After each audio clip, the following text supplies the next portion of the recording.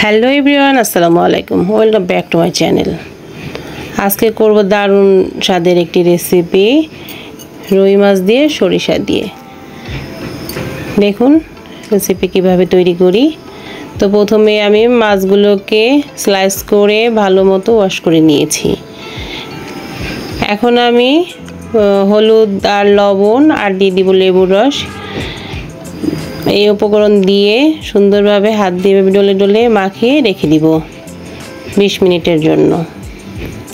যেহেতু মাছগুলো একটু বড় পিস আর একটু মোটা, সেজন্য আমাদের একটু বেশিক্ষণ সময় ধরে থাকলে মাছের মধ্যে লবণ মশলাগুলো ভালো মতো ঢুকবে আর মাছটা খেতে ভালো লাগবে। তো এখন আমি এই মাছগুলোকে একটু ভেজে নিব।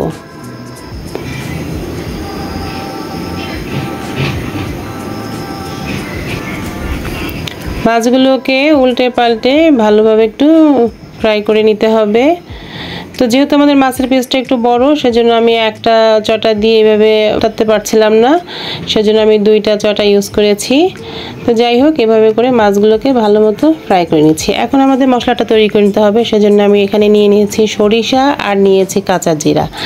তো একসঙ্গে ব্লেন্ডার জারে দিয়ে একদম আমি এভাবে করে গুঁড়ো করে নিয়েছি। আপনারা চাইলে পাটায়ও পিষে নিতে পারেন।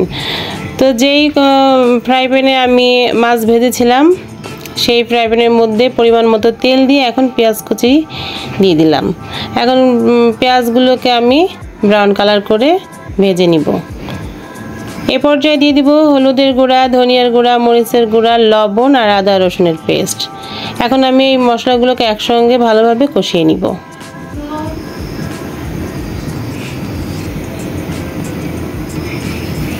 একটু পানি দিয়ে ভালোভাবে নেড়ে চেড়ে মশলাগুলোকে কষিয়ে নিচ্ছি। এ পর্যায়ে দিয়ে দিব সেই গুঁড়ো মশলা। এখন সব মশলাগুলোকে একসঙ্গে মিশিয়ে নেব।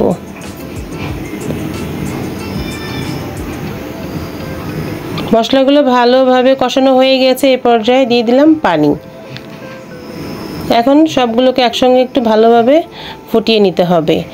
এরপরে দিয়ে দিব মাছগুলো দিয়ে একটু নাড়াচাড়া করে ভালোভাবে মশলার সঙ্গে মিশিয়ে নিব।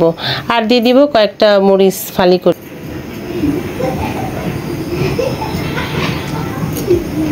এখন উল্টে পাল্টে নিয়ে একটু নাড়াচাড়া করে নিব। আর এর মাঝখানে আমি লবণটাও চেক করে নিয়েছি। তো আলহামদুলিল্লাহ আমার রান্না রেডি। তো রেসিপি কেমন হয়েছে কমেন্ট করে জানাবেন। আর আপনারা বাসায় এভাবে করে সরিষা দিয়ে রুই মাছ রান্না করে পরিবারের সবাইকে নিয়ে খাবেন, ইনশাল্লাহ ভালো লাগবে। যেহেতু মাছের পিসগুলো বড়, তো চামচ দিয়ে তুলতে গেলে মাছগুলো ভেঙে যাওয়ার চান্স আছে। তো সেজন্য আমি চটা দিয়ে মাছগুলো তুলে নিচ্ছি। রেসিপি ভালো লাগলে লাইক দিবেন, কমেন্ট করবেন, আমার চ্যানেলটা সাবস্ক্রাইব করে আমার পাশে থাকবেন। সম্পূর্ণ ভিডিও দেখার জন্য সবাইকে ধন্যবাদ। আল্লাহ হাফেজ, আসসালামু আলাইকুম।